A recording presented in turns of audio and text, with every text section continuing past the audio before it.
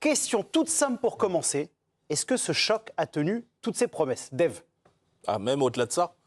Moi, je trouve je m'attendais à un match entre des Lyonnais qui savaient que même un match nul pouvait totalement les satisfaire et laisser les Marseillais à distance, et les Marseillais dont on ne savait pas comment ils étaient vraiment revenus de ce Retiro à Marbella, qui ont la tête dans les chaussettes, etc. Et tu te demandes si, en quelques jours, Habib Beye, son staff, l'éloignement ont pu permettre de remonter le mental des Marseillais. Et en fait, ça s'est rendu coup pour coup. Et moi, franchement, quand ils ont fait le début de match qu'ils ont fait, les Marseillais, c'est-à-dire encaisser un but qu'ils donnent plus ou moins.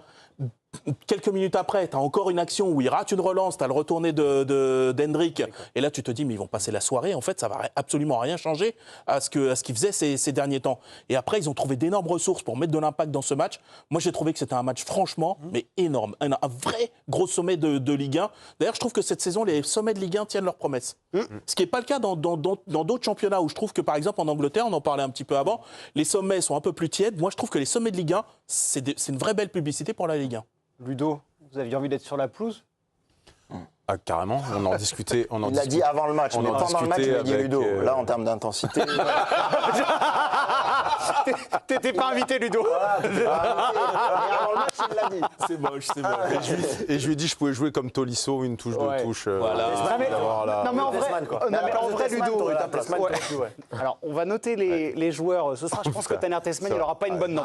Sans lui faire offense. J'avais annoncé la couleur la semaine dernière. Et belle info, Loïc Tanzi est sorti sur les réseaux sociaux. Il va pas à la Coupe du Monde, ça, Tanner Tessman? Non, il est solidaire avec ce qui se passe en ce moment. D'accord. L'Iran, il ira pas. C'est peut-être mieux pour lui. Mais par rapport à... Oui, non.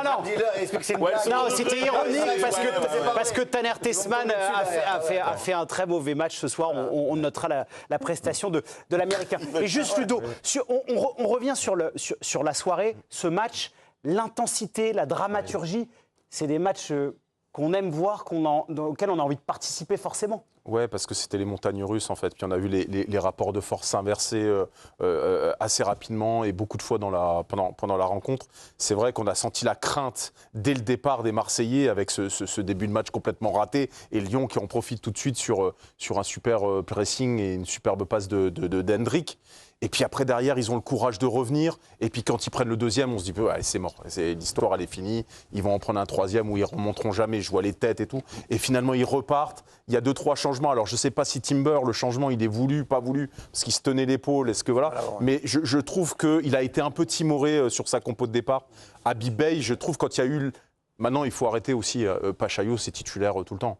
Non, mais il faut arrêter. Je ne comprends pas. Même dans la période où ça a été compliqué pour l'Olympique de Marseille, c'est celui probablement qui s'en sortait le mieux à chaque fois. Donc ce garçon, à un moment donné, il faut qu'il joue.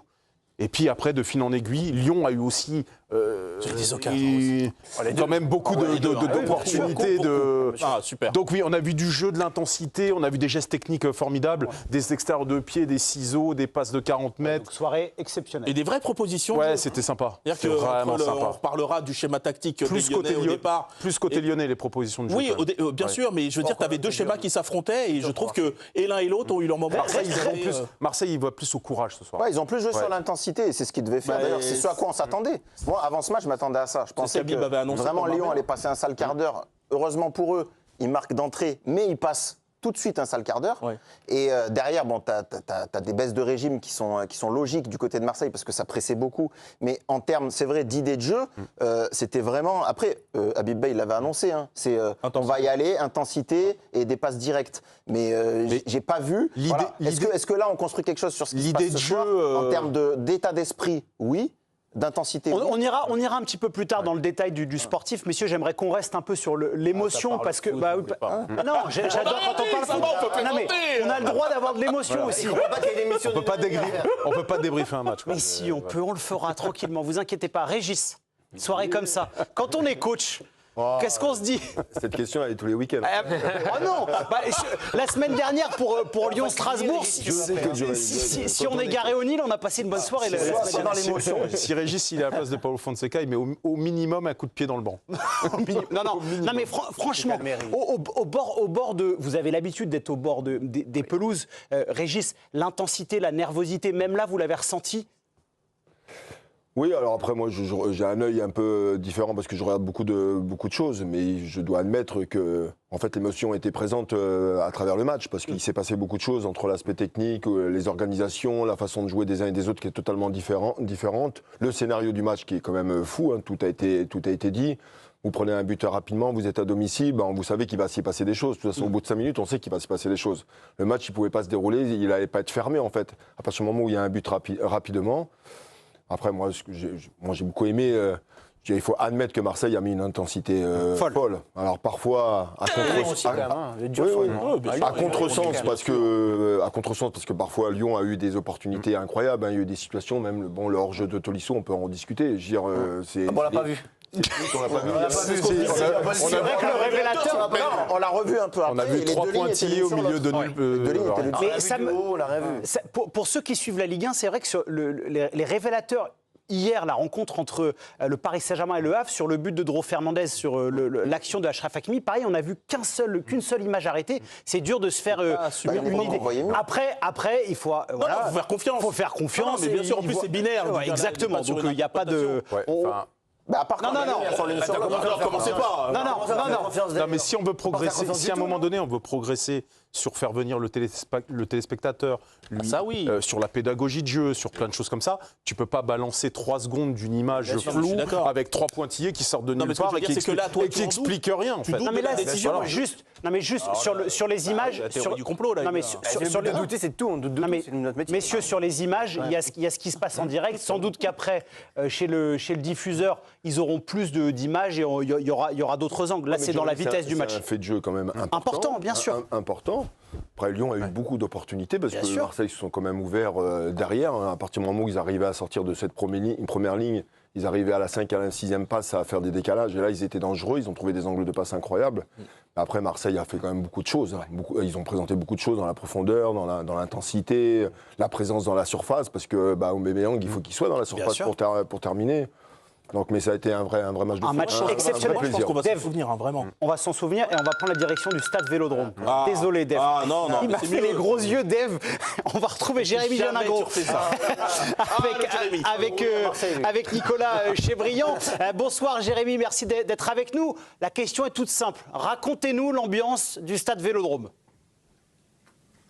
Écoutez, ce soir, vous en avez parlé, c'est une soirée qui bascule un petit peu dans l'irrationnel, comme le Vélodrome en réserve souvent. Ce soir, on a vu une équipe de Marseille qui était moins cohérente tactiquement, mais finalement qui, grâce à l'intensité, grâce à un stade qui l'a porté jusqu'au bout, ils ont mis plus d'intensité et finalement on a vu des scènes de liesse incroyables, une vraie délivrance pour Habib Beye qui a commencé à serrer son staff très fort dans une scène de joie immense. Ensuite, il s'est dirigé vers Benatia, Mehdi Benatia donc avec qui il s'est retrouvé longuement, puis les joueurs, ça a été un long moment où le Vélodrome a chanté, on l'entend quasiment encore chanter d'ici tout à l'heure quand on partait de la tribune. C'était une scène de liesse vraiment longue entre les joueurs, le stade et une ambiance pendant tout le match qui a été incroyable et surtout à partir de la deuxième mi-temps après ce but exceptionnel de Petchao, on a vu des buts incroyables et un match en fait finalement qui récompense l'équipe qui a été portée vraiment par son public ce soir grâce à l'intensité qu'elle a mise. Juste, Jérémy, parce qu'en plateau, il y a eu quelques discussions déjà sur l'arbitrage. On sait que les journalistes, entre eux, durant les rencontres, parlent beaucoup dans les tribunes de presse. Est-ce que l'arbitrage ce soir a fait polémique ou pas du tout ?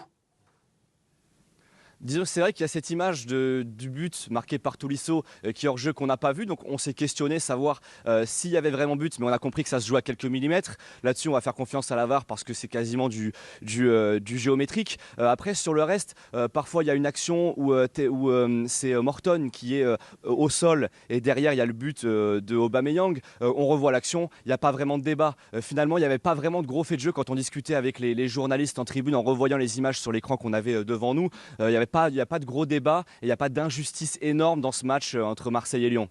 Il y a la question du hors-jeu. Après, messieurs, pour le hors-jeu, c'est énormément conditionné à l'image qu'on reçoit. À vitesse réelle, c'est pas toujours évident de donner plusieurs images. Ça se trouve, on aura d'autres images au cours de la soirée. Non, mais il est plus sur la pédagogie de l'image que sur la véracité de l'image.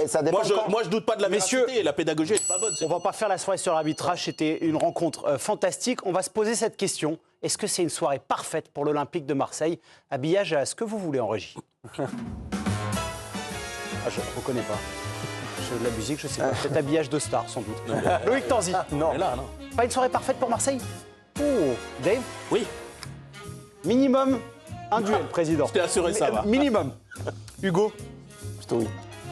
c'est oui ou c'est non? Non, c'est plutôt oui. Il ne sera pas sélectionné dans le duel, Hugo. Régis. Ouais, magnifique, je vais dire non. Vous savez quoi? Vous savez très bien que vous allez dire non. Mais c'est vrai, Régis. Oui, Vous avez laissé Loïc commencer. Oui, parce qu'on ne dit pas assez cette chose. Régis tient à sa pige de la chaîne L'Équipe et il veut assurer sa place dans l'émission. Donc, super duel, vous pouvez appeler le jingle. Jingle. Oh ouais. Ok. J'ai l'impression que. Non, mais en fait, je pense qu'en Régis, ils n'aiment pas Ludovic Obraniak. En fait, j'ai toujours un temps d'avance. Ils s'attendaient à 4 oui. On a donc 2 noms pour Est-ce une soirée parfaite pour l'Olympique de Marseille? J'ai Loïc et j'ai Régis. Si j'ai bien suivi, c'est Loïc qui va commencer. Oui, on a dit non. Exactement. Ça, j'ai bien retenu. En fait, il faut qu'il se rappelle sa réponse. Et Dave et Hugo. Ouais, je vais commencer avec un très grand oui. Voilà, D'accord. Tu soulèves, je découvre. Et bah, parfait. Et moi, je compte beaucoup sur le. Est-ce qu'on est OK en régie? Méchant, Hugo. Magnifique. Loïc, non, pas une soirée parfaite pour l'Olympique de Marseille. On vous écoute. On dit oui sur le plan comptable, parce que oui, les 3 points, c'est bien, Marseille a besoin de ça, mais il n'y a pas que ça aujourd'hui dans ce qu'a besoin l'Olympique de Marseille. Il y a aussi besoin de se rassurer, je pense, dans le jeu. Et là, la victoire tient vraiment à rien. On pensait tout le long du match que Marseille allait faire match nul ou perdre. Quand on l'a préparé à l'émission, on se disait que c'était certainement une soirée négative pour l'Olympique de Marseille. Puis finalement, ils arrivent à sortir de là-dessus un peu miraculeusement. Et c'est pour moi pas parfait quand tu sors d'une soirée de manière miraculeuse. Hugo? Loïc a donné tous les arguments. C'est un miracle et donc du coup c'est parfait ce qui se passe pour l'OM parce qu'à aucun moment de ce match on a pu voir Marseille qui pouvait l'emporter et tout autre résultat qu'une victoire de l'OM aurait été catastrophique pour l'OM, même un match nul. Ils étaient obligés de gagner ce match et tout à la fin, dans le temps additionnel, ils arrivent à le gagner. Il y a ces scènes de joie folle. Jérémy nous disait qu'ils sont en train de chanter dans le stade 20 minutes après le coup de sifflet final. Donc il y a un élan, alors que ce match aurait mérité de finir sur un match nul au mieux. Et donc c'est parfait pour l'OM. Quelqu'un qui était plutôt oui, il a été bavard, Hugo. Régis. Non, effectivement, quand j'entends les oui, tout le monde s'arrête pratiquement au scénario et au résultat. Maintenant, il faut regarder ce qui s'est passé à l'intérieur du match, ce qu'ils ont pu proposer. Je trouve qu'il y a eu des choses intéressantes, des choses un peu moins bonnes. Ils se sont quand même ouverts. Il y a eu beaucoup d'occasions pour Lyon ou des situations de jeu. Donc, je peux dire que c'est une soirée parfaite, effectivement, sur le résultat. Mais sur la performance, sur la production de ce qu'ils ont pu présenter, je ne partage pas toujours par rapport au résultat, en fait. Les mots ont un sens. C'est important que Régis le rappelle. Dave, pour conclure. Justement, parce que les mots ont un sens, la question a un sens.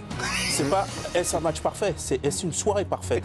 Et évidemment, c'est une soirée parfaite. On pourrait rediscuter du match à l'intérieur, mais quand tu es au bord du précipice, qu'en cas de défaite, tu es évidemment éliminé du podium, que même en cas de match nul, c'est quasiment fini pour toi. Quand au bout de 2 minutes, tu encaisses un but, que quasiment tu te mets tout seul.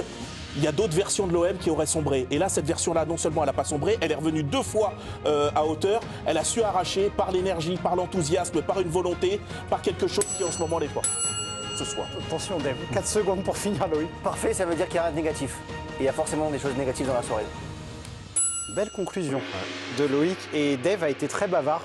Je vais quand même me permettre. Si. Parce que Dave, il a de l'expérience quand même dans l'émission et il y a un certain statut. Il y a Fico, je suis non, un peu à la limite. Non, mais il y a. C'est incroyable. Non, il n'y a pas de limite. Vous respectez pas le haut niveau. Non, parce que je n'en fais pas partie du haut niveau. Peut-être mon côté argentin. Exactement. Si vous pensez que ce n'a pas été une soirée parfaite pour l'Olympique de Marseille, vous votez pour Loïc et Régis. Au contraire, si vous pensez que c'est une soirée parfaite pour l'OM, vous votez pour Dave et pour Hugo. L'arbitrage du président Obraniak. Plutôt Dave et Hugo. Voilà. Par conviction personnelle ou c'est vraiment sur les arguments? Les arguments étaient bons, mais par conviction aussi personnelle, parce que Dave l'a mis en premier lieu, mais c'est-à-dire que le fait que la course à la Ligue des Champions soit relancée, ce soir l'OM aurait pu prendre un coup de bâton et être quasiment sorti de... Ludo, pour être tout à fait honnête, quand l'Olympique de Marseille perd ce match à 2-1, en rédaction en haut, on avait prévu de faire un thème. L'OM a-t-il dit adieu au podium ce soir? Mais c'est ça, mais parce que... Non mais Ludo va terminer. Il veut toujours plus, Hugo. C'est ce que sa direction me dit d'ailleurs sur ses augmentations. Il demande toujours plus. Je pars toujours trop vite. Allez-y, Ludo. Non, et elle est pleine d'indications pour Habib Beye en tant qu'entraîneur, je trouve. Parce que les défauts que vous avez pointés, lui va pouvoir s'en servir pour améliorer encore la complémentarité et la situation de cette équipe, notamment peut-être au niveau de son milieu de terrain. Le fait que ce soir, il choisit un milieu de terrain un petit peu frileux au départ, c'est-à-dire avec des positions plutôt défensives, plutôt conservateurs. Le fait qu'il fasse rentrer un garçon tout de suite qui a un impact beaucoup plus offensif, on sent que c'est l'état d'esprit de cette équipe marseillaise, en fait, c'est tout le temps aller de l'avant. Elle peut avoir des défauts, elle peut avoir des choses, elle peut laisser des espaces, mais elle a besoin, c'est une équipe qui a besoin de se projeter, elle a besoin d'avoir une marche en avant, cette équipe. Elle ne peut pas rester attentiste. Et sur la composition de la première période, plutôt attentiste. Le choix d'Aubameyang est pour moi aussi un choix clair sur... c'est ton gars sûr, en fait. C'est le mec qui a l'expérience, c'est le mec qui a le calme, c'est le mec qui fait le bon geste. Oui, mais... Pourtant, à la mi-temps, tu ne te dis pas que c'est Aubameyang qui va sortir de là. On aura un thème, messieurs, sur Aubameyang. Le match de Newcastle, quand tu as besoin, il te met un doublé. Ce soir, tu as besoin, il te met un doublé. On a tendance souvent à l'écarter un petit peu de l'équation, Pierre-Emerick Aubameyang. Mais à chaque fois qu'il faut répondre présent dans un moment important, il est là. Donc son expérience, elle est quand même... Parle pas d'Aubameyang, on aura un thème. Hyper importante. Donc je trouve que, du coup, comptablement, plus les indications pour Baye pour travailler, la soirée est parfaite.